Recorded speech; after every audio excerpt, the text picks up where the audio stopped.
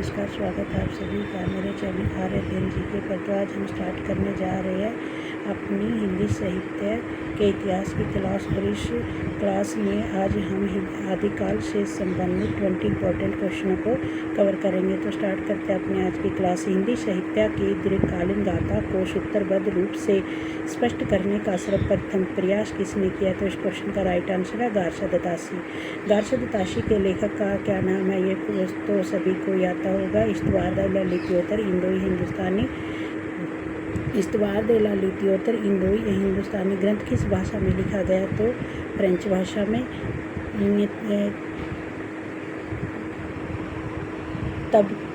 तब कातु शुअरा के लेखक कौन है? मौलवी करीमुद्दीन। निम्नलिखित में से किस ग्रंथ को अंग्रेजी में उर्दू का इतिहास और उर्दू में हिंदी शायरी का तज़किरा कहा गया है? तो उस ग्रंथ का क्या नाम है? तज़किरा ए शुअरा ए हिंदी। हिंदी साहित्य की नींव का पत्थर किस ग्रंथ को कहा गया है? तो दी modern vernacular literature of Hindustan को।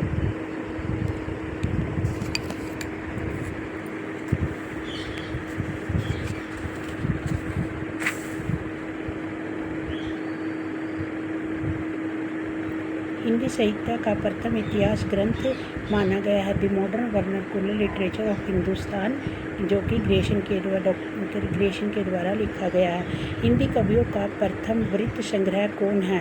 जो हिंदी कवियों का जो प्रथम वृत्त संग्रहकार कौन है? तो किसे माना गया? शिव सिंह सेंगर को। हिंदी साहित्यास लेखन में सबसे पहले काल विभाजन, प्रवृत्ति निरूपण और मूल्यांकन किसने किया है? डॉक्टर ग्रियर्सन ने। एशियाटिक सोसाइटी ऑफ बंगाल की पत्रिका के विशेषांक सन 1888 ईस्वी में किस ग्रंथ का प्रकाशन हुआ है? डॉक्टर ग्रियर्सन कृत modern vernacular literature of Hindustan का।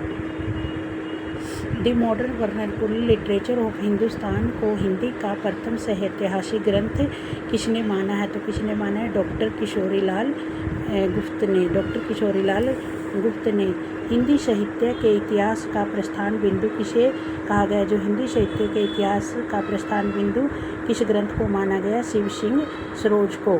किस ग्रंथ को माना गया? शिव सिंह सरोज को। डॉक्टर ग्रियर्सन ने अपने साहित्यास ग्रंथ लेखन में सर्वाधिक सहायता किससे ली है? जो डॉक्टर ग्रियर्सन ने अपने साहित्यास से लिखा था उसमें सर्वाधिक सहायता कौन से ग्रंथ से ली है? शिव सिंह सरोज से। Modern vernacular literature of Hindustan में वर्णित कवियों की संख्या कितनी है? तो इनमें कितनी है कवियों की संख्या? 952।